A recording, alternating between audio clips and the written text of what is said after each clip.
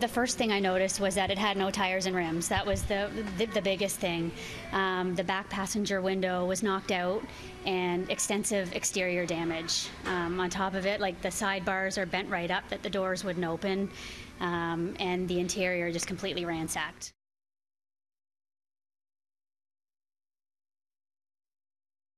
Parked at a Park and Fly before heading off on vacation.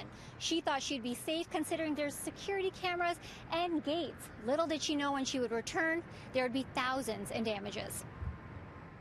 We got back to Park and Fly at 2 a.m. and when I approached the vehicle, very first thing I noticed was that there were no tires and rims and it was just sitting right on the ground. New tires were put on the truck today. That sits in an auto shop, but just days ago it sat on the ground without tires or rims in a Park and Fly parking lot. There's extensive exterior damage. Taillights knocked out.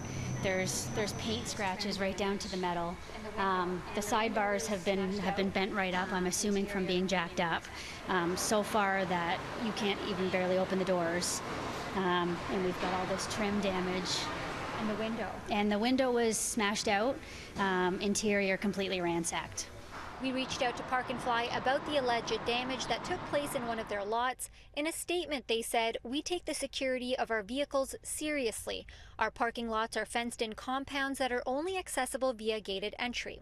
All lots are patrolled and accessed by our staff on a 7-24-hour period, picking up and delivering our customers to their vehicles." I can't even tell you the shock that we felt. And property damage aside, it was the most violating thing I've ever felt. And the fact that my two children had to witness that is completely unfair.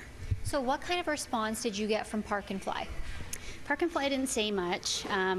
That night, they told us that it happens all the time.